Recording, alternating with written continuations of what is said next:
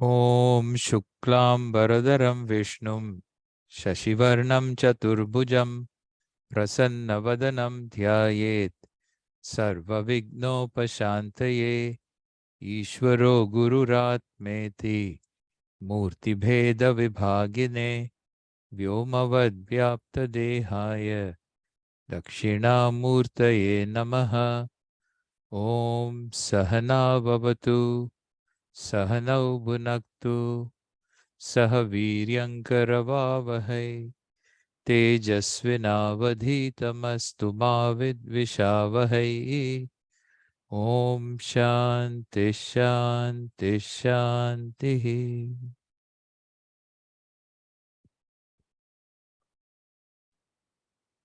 Okay, so over the next two talks, we are going to cover this topic of Navavidha Bhakti. It's something that most people have heard about. We will have a look at each one of them, what it means and its significance, So just to know bhakti itself, bhakti is commonly, the word bhakti, it's a Sanskritam word, is commonly understood as or translated as devotion in English, And what is this devotion? What does it really mean, Is it some kind of a special, unique emotion, Unlike all the other emotions that we experience, like anger, sadness, anxiety, fear. These are called as basic emotions, Like that, there is no single emotion that falls under the definition of devotion. One can't say, I feel devotion. I'm feeling devotion, Also, if somebody says that, if I say I feel anger, then everyone can relate to that. I feel sadness. I feel fear. Everyone has that experience. And so we more or less assume that we will be thinking along similar lines. But when I say devotion, it's not the same thing. If I ask somebody, what do you mean by bhakti? Then each one has their own idea of what bhakti is, And usually we try to explain it in terms of some expression of devotion. Can't really explain the feeling itself because it's not a single feeling. If we have to talk about it, then we think of it more like a complex sentiment, like, let us say, love, Difficult to define, difficult to explain. But at the same time, it has certain elements to it, Certain feelings, certain way of thinking, all of that kind of put together.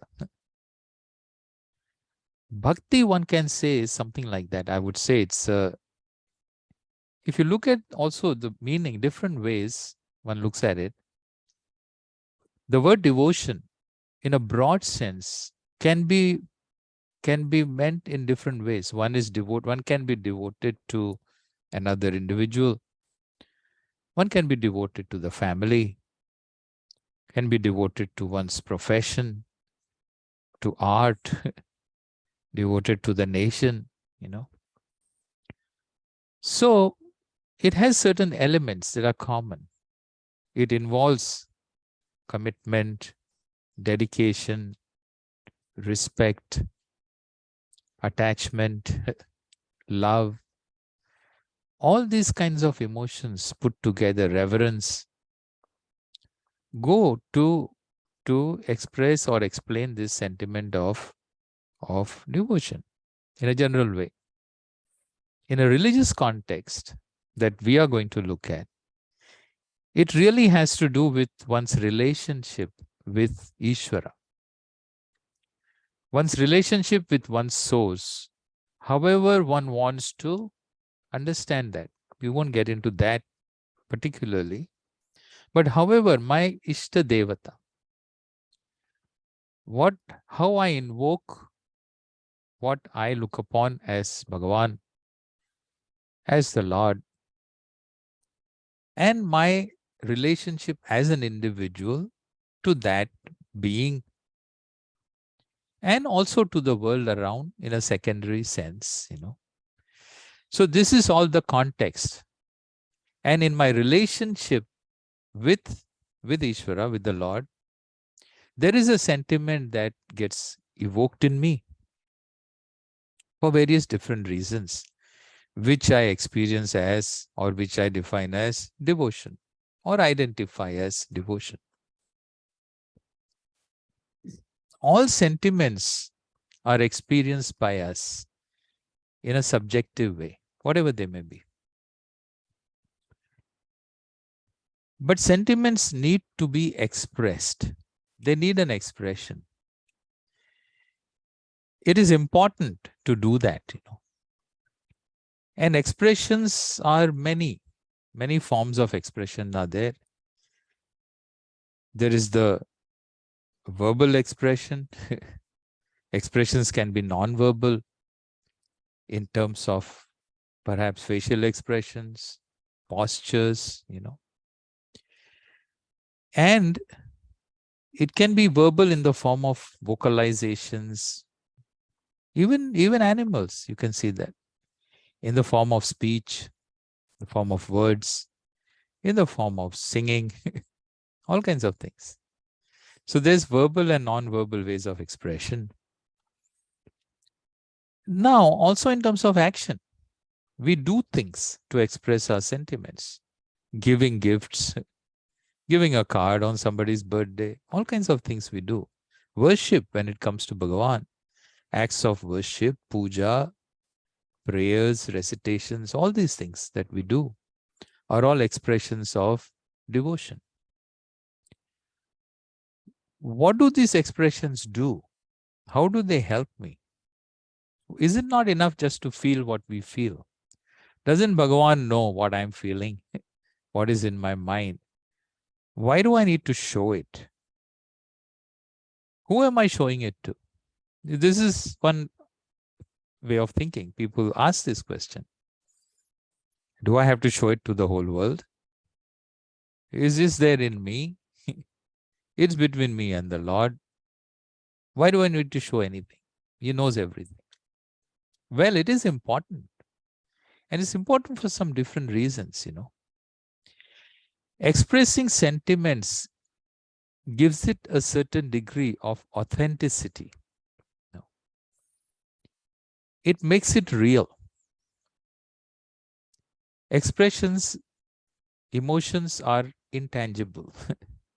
They are subjective. When we express them, we give them form. We make them tangible. Tangible means something that's visible. Make it visible.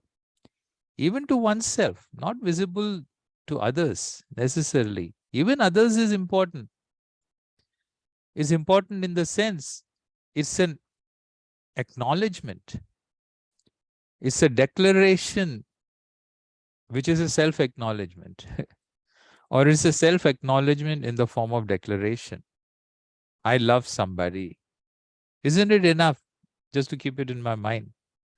No, when I declare it to the family, to my friends, to the world, there is a stamp of authenticity, of commitment, not just for others, but even for myself. It makes it real to me. It actualizes something that is hidden. So this self-acknowledgement, not only that, by articulating, all articulations give clarity. It gives clarity to my thinking, it clarity to my sentiments, and helps one grow and understand oneself better.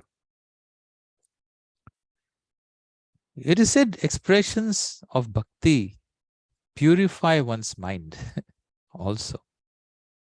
Sentiment does too, just whether expressed or not expressed, both of them help purify one's mind. In Bhagavat Purana, it is said,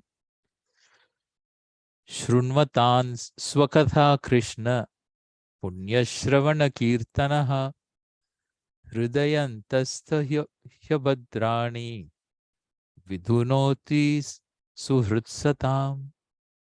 Sri Krishna is listening to the stories, to the glories of the Lord. Bhagavan, he says, he calls Sri Krishna, he is a Suhrit. Satam Suhrit is a friend of those, friendly to those, those who are Satpurushas, who live a life in keeping with dharma, righteousness, who live a righteous life. Then he says, singing his glories, all the impurities of the mind, abhadrani, that are there, he says, vidhunoti, they are cleansed. They are cleansed, We pick up impurities daily just by interacting with the world. Like you pick up dust. We take a shower to clean our body. We say prayers to cleanse our mind, So this all helps. This helps in many different ways. He says it is also considered to be bhakti expressions, and the sentiment is also one of the greatest sadhanam. Sadhanam is the means for an individual, a human being, to achieve the highest end that they are capable of achieving as a human being, born in this world. And the means of it is called as sadhanam. There are many sadhanams talked about by the scriptures. And bhakti sadhanam is one of the mahasadhanams. He says, Shrotrena shravanam tasya vachasa kirtanam tatha manasa mananam tasya mahasadhanam uchyate. Shravanam, kirtanam, mananam. These three things. Shravanam, we'll see all of this will come in this Navavidha Bhakti. Listening to the glories and stories of the Lord Bhagavan. Then not only that, kirtanam, expressing them, singing about them. And not only that, mananam, reflecting upon what I hear, what the scriptures tell me. All of this is considered to be mahasadhanam. Great means it's a highway, not a small path here and there that you get lost in. It's a highway to reach one's end. How do we understand in our tradition? This is an important thing. The relationship of Ishvara to the Jiva. Bhagavan's relationship to me. We all know, we'll study, we hear so much about the bhakta.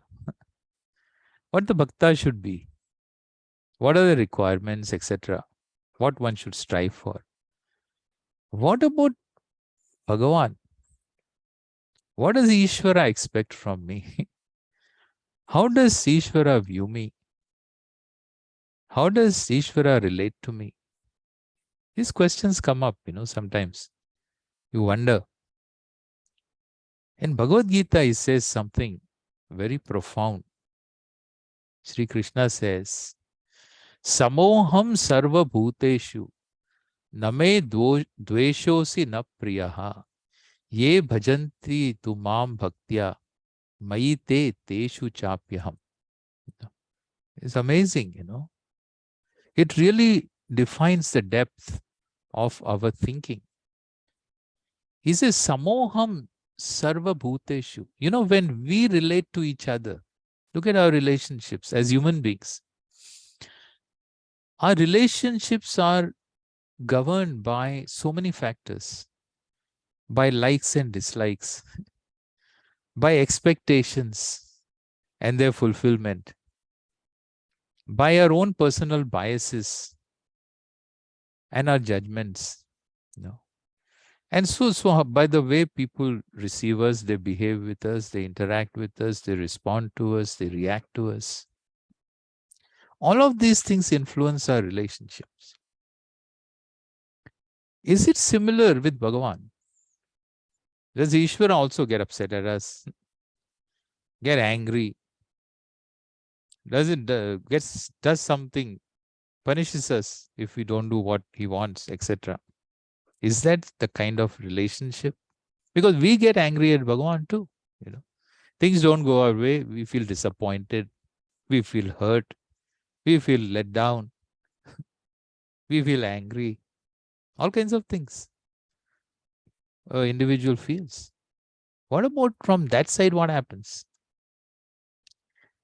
He says, Samoham sarva bhuteshu. I am samaha with respect to all. Samat. All bhuta, all the bhuteshu means all living beings. Towards all living beings, I am the same.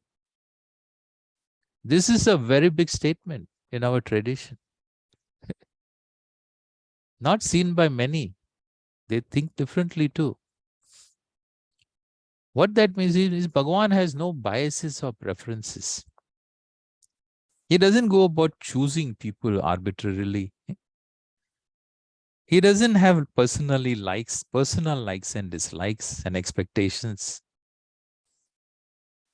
In fact, he is not given to making deals, making threats to people, just to get them to do what he wants them to do. That is not how we understand Ishvara. He says here very clearly, for all the jivas, all the living beings, I am the same. Unbiased. Then what? What makes the difference though? There looks like there is some difference. What does the bhakta get out of it? What does the other non-bhakta get out of it? Name dveshosi na priyaha. There is nobody among the living beings that I dislike. Or that is more, priyaha means I have more affection to. What about bhakta? Even bhakta. Bhakta or no bhakta, I am the same. Then why am I struggling for all these things? Trying hard to be a bhakta. He says, Ye bhajanti tu mam bhaktya, mai te teshu cha api aham. The difference is, for one who is a bhakta, for that person, I am non-separate from him. He experiences himself as non-separate from me, and I am not separate from him. What about the one who is not a bhakta? A bhakta recognizes Ishvara. A bhakta recognizes the presence, expressions, manifestations of divinity around him in his life. He recognizes the role of Ishvara in his life. So he sees himself as non-separate from Parameshwara, and Bhagavan also is non-separate from him. What about the one who is not a bhakta? Is Bhagavan separate from him? No.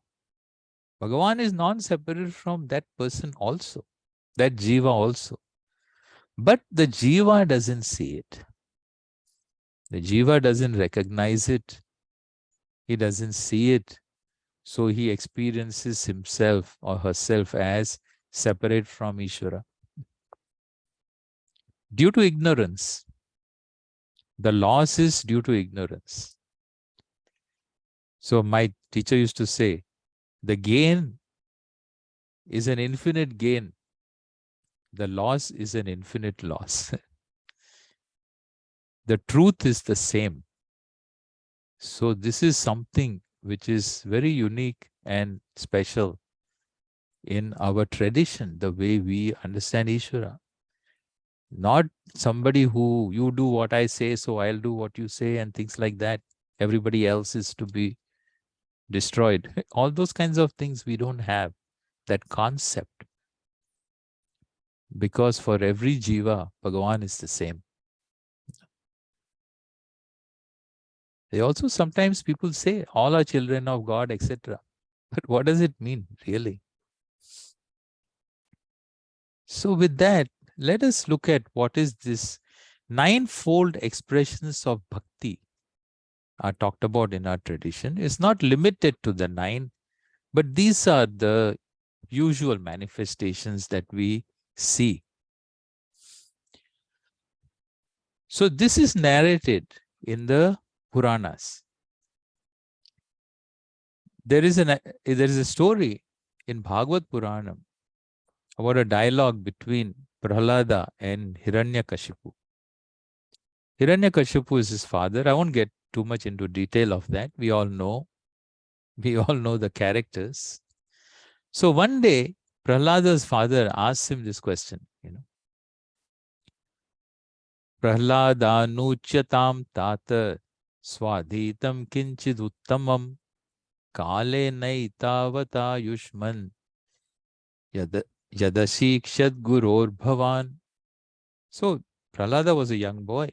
He was studying from his teachers so many things, from his guru. And so father asks him, like many dads ask, you are studying so many different things. What have you studied among all the things that you study? What do you think is the best knowledge, the best thing that is you have studied? What is best to you? So to which Prahlad replies, Sri Prahlada Uvacha, what does he say? Shravanam Kirtanam Vishnoho Smaranam Padasevanam Archanam Vandanam Dasyam Sakhyam Atmanivedanam Iti Pumsarpita Vishno Bhaktischennava Lakshanam. And then Kriyate Bhagavati Adha Tan Manye Adhitam Uttamam. This is what I consider is the most important thing, most exalted thing that I have heard. Is that the bhakti, there are Navavidha, ninefold expressions of devotion to the Lord, and he enumerates them. Shravanam, Kirtanam, Vishnoho Smaranam, Padasevanam, Archanam, Vandanam, Dasyam, Sakhyam, Atmanivedanam. No. So, of course, we know what happens. Dad is not happy listening to all that, and that's all another story, part of the story of Sri Prahlada and the Avatara, Narasimha Avatara. Similarly, even Shiva Puranam also, there is one Rudra Samhita in which there is a dialogue between Lord Shiva and Parvati, Sati, when she was in her Sati manifestations, where he talks to her about bhakti and what are the different ways in which devotees worship him or express their devotion. And similarly, he says, there also, Shravanam, Kirtanam, Chaiva, Smaranam, Sevanam, Tatha, Dasyam, Tatharchanam, Devo, Vandanam, Mama Sarvada, Sakyamatmarpanam, Cheti, Navangani, Vidurbudhaha. So the people who know, the wise people, they talk of bhakti expressions in this ninefold way. Same things he enumerates, perhaps with a couple of different ways of words used, but the same 9 expressions of devotion. So we'll look at this one by one. Begins with Shravanam. Shravanam. What is meant by Shravanam? Shravanam is listening. The whole thing, spiritual pursuit, starts with listening, really speaking, when you think about it. It's an important way of acquiring knowledge. Just as we acquire knowledge of things which are visible to us through our eyes, through perception, sense perception in the form of sight and seeing. Similarly, we gain knowledge of things which are not visible to us, obviously, but through also a sense organ, an organ of perception, the ears, by means of listening, hearing, listening. From birth onwards, it's an essential way of learning about the world, gaining knowledge, learning about oneself, about relating to others, about communicating with others. We learn to speak, we learn to understand, we learn to think, and so much more. All of which is really hampered if one is not able to hear. There's something about Shravanam in the context of religious pursuit, Here we are talking about listening to what the scriptures have to tell us. Scriptures means knowledge. It's a body of knowledge that is concerned with certain special subject matter. It's called as Apaurusheya Vishaya. It's a subject matter which one cannot figure out for oneself, which science cannot figure out. Science and religion, people love to compare because they think science is infallible. Religion is fallible. So I have to make religion look like science. And so that people will think it is acceptable. There are two different things. Science talks about things that are happening, about the world, about things I objectify and I experience. Things outside of me and even things within me. Psychology also, quasi, because it's not available for direct perception through sense organs. It's an internal perception. But then there are subject matter that has to do with the subject. It has to do with things that are not available for my perceptions. So for which I need another source of knowledge. And that knowledge we look upon, the scriptures are looked upon as the source of that knowledge. It is apaurushayam, not available for me to figure out through my sense organs or through inferences, which are also based on sense perceptions. But they say things, some of which may not be verifiable, like when it talks about heaven, and some of which are verifiable. In our tradition, like when scriptures talk to me about Ishvara, about Atma, about the individual, about the source, and about the world. These are things that are available to me. Since they are available, I am available to myself. So when scripture talks to me about Atma, then it has to be verifiable. It's not something just simply accepted or believed, but verifiable. So it is something very unique about this subject matter. And this subject matter, Shruti, when we talk about our scripture, Shruti means that which is heard, Shravanam, the first thing itself, even the name. And it is in the form of knowledge. Not just hearing sounds and voices and noises. And so this knowledge is called as Veda. Is body of knowledge. And the Veda, of course, then we know all the rest of it. So it was oral tradition, then it's written down and compiled, etc. And what we have today. And the scriptures, so basically they communicate with us, communicate to us a body of knowledge, something that I have to know, I come to know. And this is addressed now. Who is this addressed to? By the scripture. It is addressed to everybody, really everybody, without exception. Every Every human being, every being capable of understanding. Okay. Irrespective of jati, kulam, etc. Irrespective of age, irrespective of varna dharma, ashrama dharma. Scripture has to address now to every human being. Okay. Which it does. So it has to do it in a variety of ways. It does through Veda, through the direct teachings, Upanishads, in a didactic format. Then scripture does it through Puranas. It's a different format, appeals differently.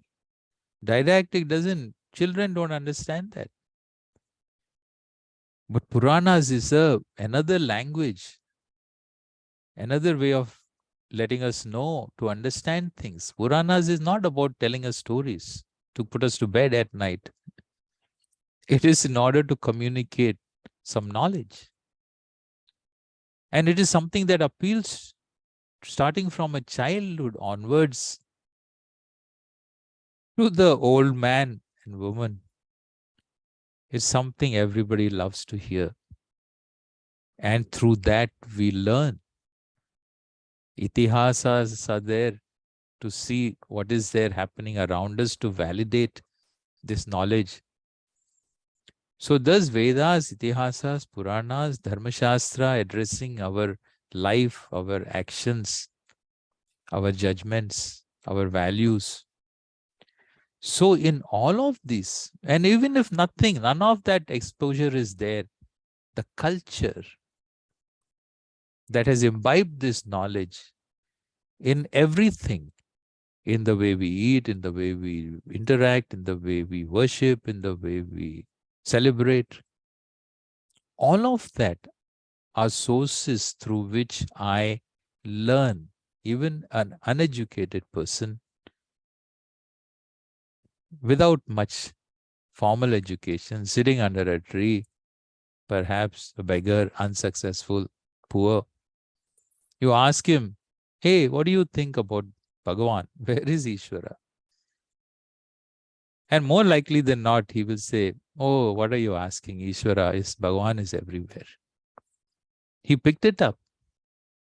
He picked it up without learning the Vedas, without knowing all the stories from the Puranas, without knowing Dharmashastram. He picked up that much. Just from the atmosphere, I would say. This is all Shravanam. Shravanam is a gateway. It's a gateway to spiritual pursuit, he said.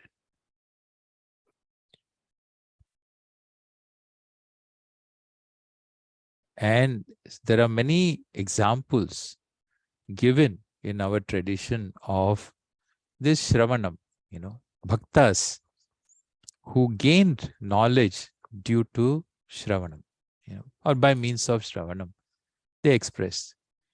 One story talked about is of Parikshit. King Parikshit was then, Puranas talk about it. And as we know, he was due to some curse, he was bitten by a snake, Takshaka, and he was getting sick, ill more and more. And he was given by the doctor 7 days life. Within 7 days, he would die. And he inquires from a sage, Shuka. He has only 7 days to live. What can he do? What can he do to redeem himself? And then Shukacharya tells him, he teaches him, he tells him Bhagavat, listen to Bhagavat Purana.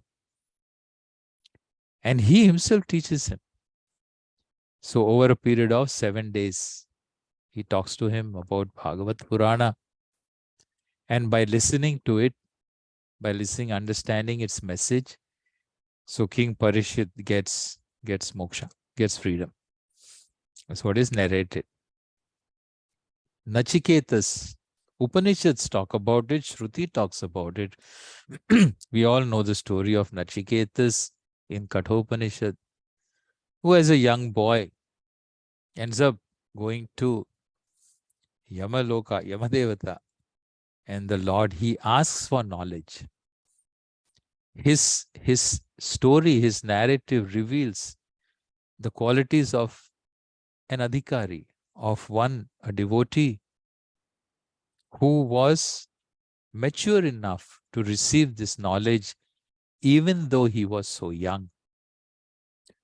So it talks about his vairagyam, his jignasa, desire to know, his dispassion. Yamadevata couldn't entice him with so many worldly things. And also his selflessness in among the boons that he asks, etc. So through Shravanam, he wanted to know directly, didactic. And Lord Yama teaches him. Parikshit, through the Puranas, he got the message. So like that, there are many ways, many Upanishads talk about it, as how Shravanam becomes the means to grow, to understand about this means, sadhanam, and so on. Shravanam, kirtanam. Kirtanam is another important thing. The word kirtanam comes from the root kirt, which means to narrate, narrating, telling, to call out, to describe. And it is in the form of singing. So devotional songs is what we use the term. There are other words used for that, sometimes called anukirtanam, sankirtanam, nama sankirtanam, singing the glories of the Lord. I hear it through Shravanam, and then I express my sentiments through narration, glorifying my understanding of what Ishvara is. Sometimes it is accompanied by musical instruments and so on. So it may be multiple people. Sometimes kirtanam is also in the form of calling out and then people repeating after, that kind of a way. What do we recite? What do we sing? So usually kirtanams are in the form of descriptive. They are prayers. At the same time, they describe the glories of Ishvara. What are the glories? In terms of manifestations, divinity manifests around us everywhere, in every form, in everything that happens, And it is up to the individual to learn to recognize it, and see it and experience it and be part of it, We turn away, then we are not part of it. And knowing how to do that, learning how to do that, is all a process of religious and spiritual growth and practices. So we describe the manifestations of the Lord, the rupam, the forms in which it manifests, rupam, the essential nature, and Bhagavan's activities, etc. All this becomes part of this singing. Sometimes Nama Sankirtanam, just reciting the names of Bhagavan, which are descriptive. Names are not just names. Each name has a meaning and it describes something, it reveals something, there is a meaning behind it. And every word is a message, every name is a message. Sometimes there is a theme also. Like Sri Rama, Shuddha Brahma Parat Pararam, in that just repeating Rama Nama with some other words, you tell the whole story of Ramayana. Katha. Kirtanam is also a way of communicating our religious messages, It's a way of expressing devotion and communicating the message of our scriptures. Over the centuries, there are many Kirtana traditions that have evolved in our traditions over the thousands of years. that we've been around. So interest some of them. I just mentioned some of them. So there is a Naradiya Kirtana Sampradaya. It is attributed to Sri Narada, who was one of the greatest Kirtanagaras. It has a certain structure. Some of these Kirtan traditions, they follow a certain pattern. Certain things they will do, like Namavali, or they will sing certain kinds of songs, or they will say a katha has to be said, prayers are said. So like that. Sarva Loka Sangraham, for the good of all people, everywhere, good of the world. There is Varkari Sampradaya in the middle region, Maharashtra. So which was popularized by sages like Namadeva, Tukaram. And the deity worshipped here is Vithoba. Sri Krishna is Vithoba. Haveli Bhajana Sampradaya in Gujarat. It's really very unique, beautiful. One has to listen to all of this. Really. Can't just restrict ourselves with what we know. You see the thread that runs through our whole culture, different parts of it. So they are sung in temples. There is a Dakshina Bharatiya Sampradaya, south. So this same traditions, Varkari Sampradaya from the middle region, it came to the south. And they developed their own traditions, So there's a lot of it to be seen. But anyway, among the Sikhs also, Shabad Kirtanam, there's certain ways in which they sing. It's all the same recitation. The recitation of Guru, the Guru Granth Sahib, It is done in a group singing, and then with certain instruments, harmonium and so on. So there's certain formats they follow. Our traditions have created thousands of poet saints, So they were saints in the sense that they were saintly people, they were knowledgeable people, they were sages, many of them. And not only that, they were also poets and composers. They were great musicians. And so they evolved certain traditions which are being followed even now, and we enjoy them all.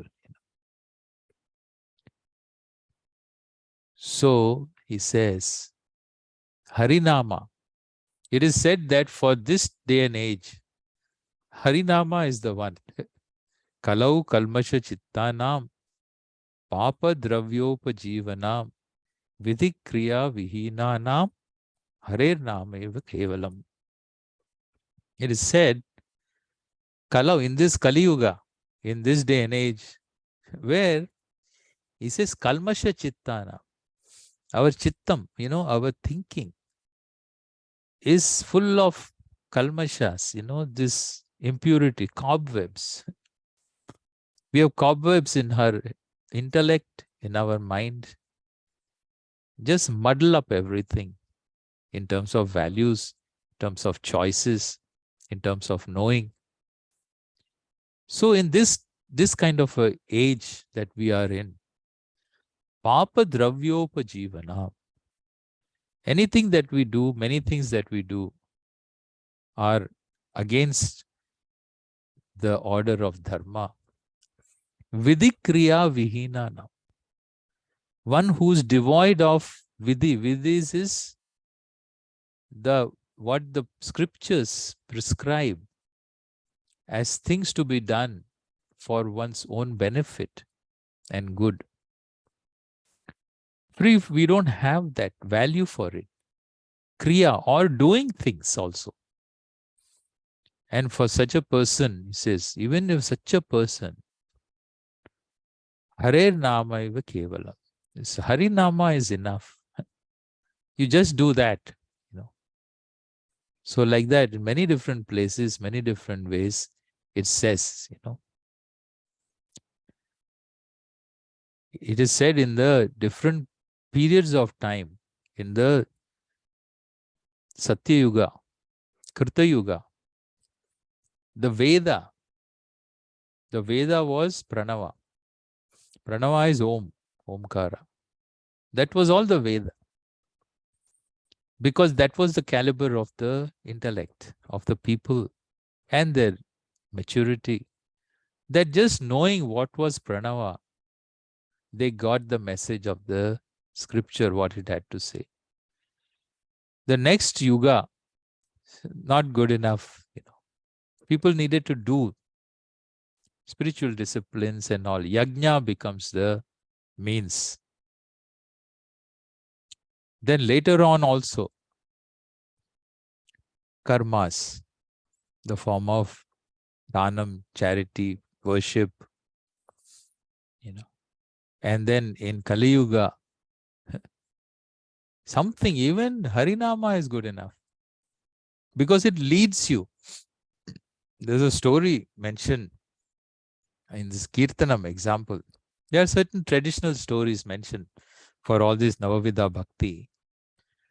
And then there is this story about, so from the Itihasa, of Mrigari. You know who was Mrigari? You all know. You have to know him. So he was about this hunter. Very quickly, the hunter who was an expert hunter, did a lot of killing. But then he comes across Narada, sage Narada. And anyway, in the conversations, say Narada asks him to sing Bhagavan Nama. And then he tells him to recite the name of Sri Rama, Ramanama. He is not able to do that. He just couldn't do it, So because of his own perception of who and what he was. So then Narada asks him to recite. Say, you good enough, you say Mara.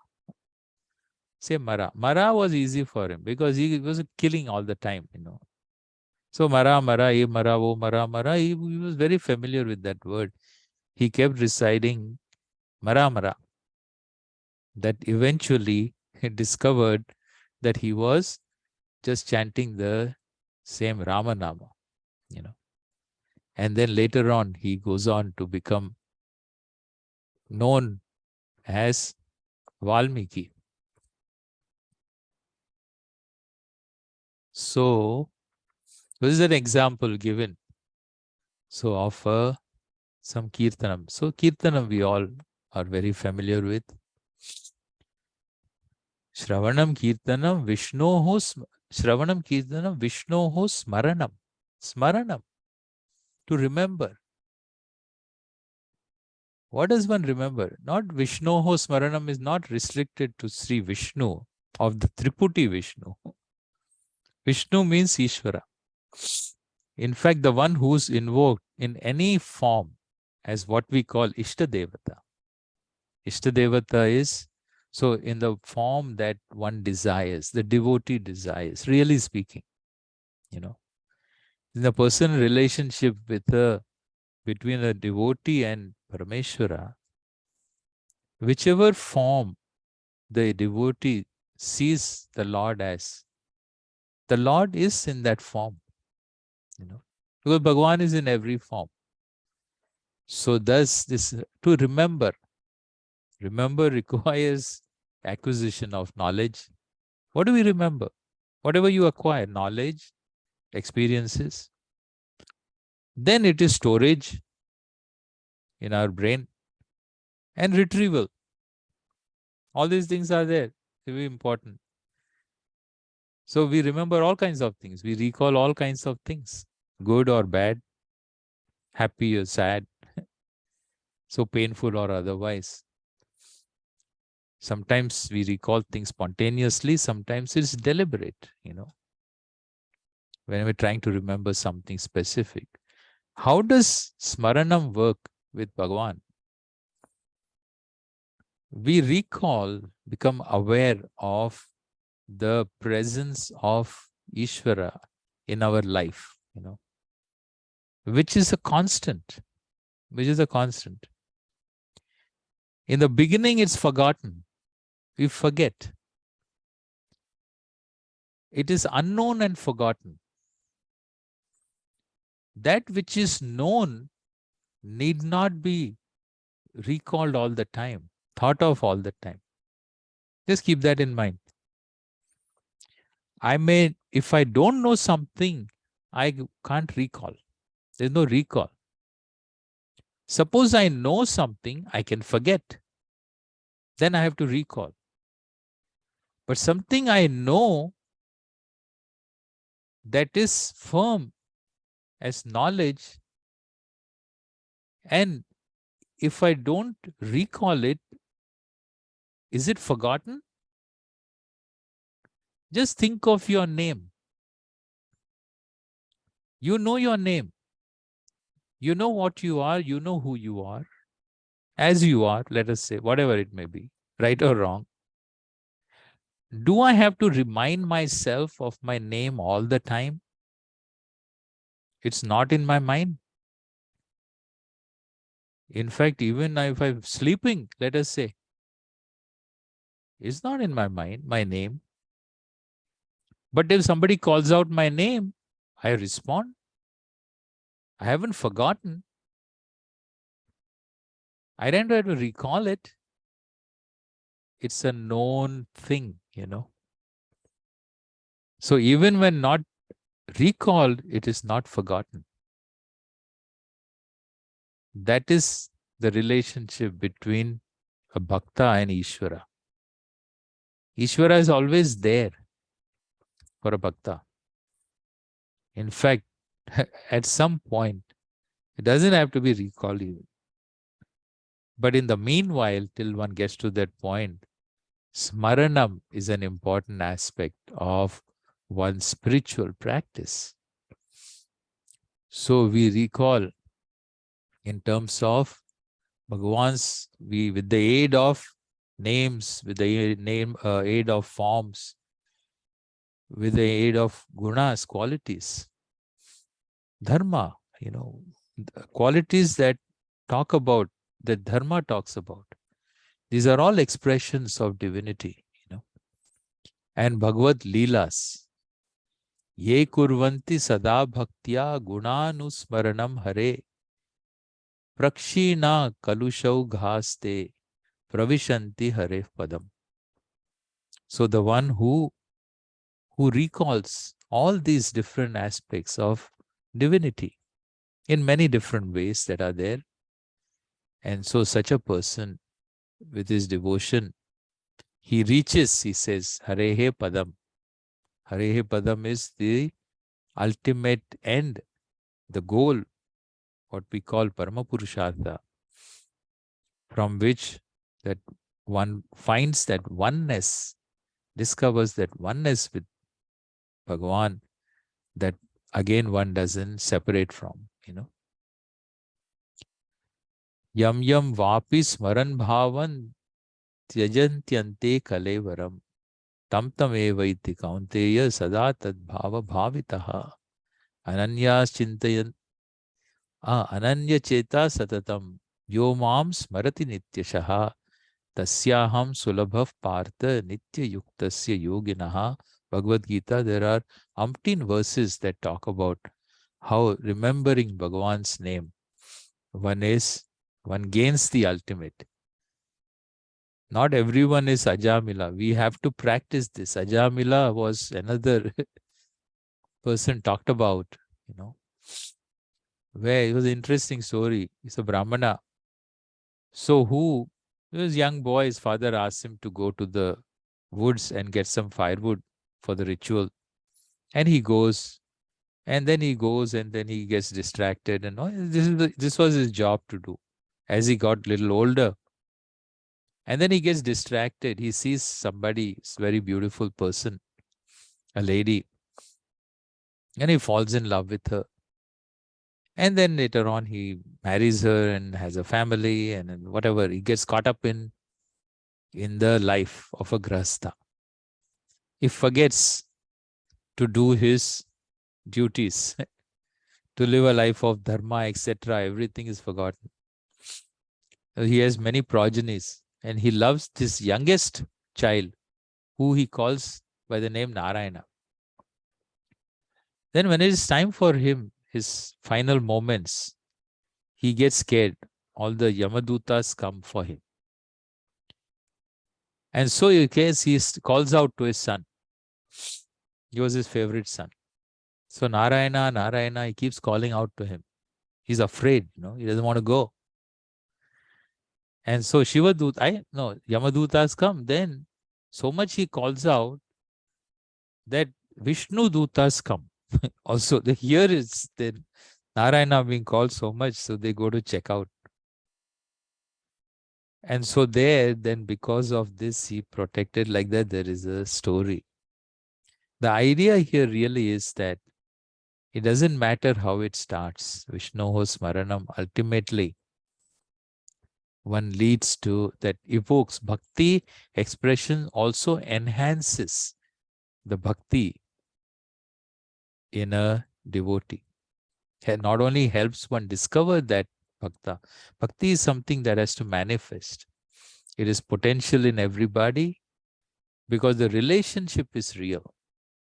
Whether acknowledged or not, the relationship between the individual and Ishvara, between the source, cause and effect, between the individual and total, between Bhakta and his Ishtadevata is real.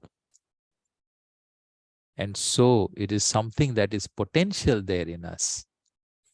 There is a child that is there in everyone. Why? Because there is a parent. Present or not, acknowledged or not, accepted or not. But the child is potential. Even if a person says, I don't have parents, I'm an orphan. That's how I was, that's how I feel. And even though he may feel that way, but yet there is a child within because there is a parent. So like that, because we are in effect, there is a cause. We understand it as the totality that I'm not separate from. But I don't experience that. But the potential is there. It has to manifest. And so there are many, many ways in which scripture helps us realize that. Shravanam Kirtanam Vishnoho Smaranam. Okay. So it's okay. So we'll look at it more next Wednesday. See the rest of them. So we'll stop with this one for today. Om Purnamada Purnamidam Purnat Purnamudachyate Purnasya Purnamadaya Purnameva Vashishyate. Om Shanti Shanti Shanti. Harihi Om Shri Gurubhyo Namaha. Harihi Om.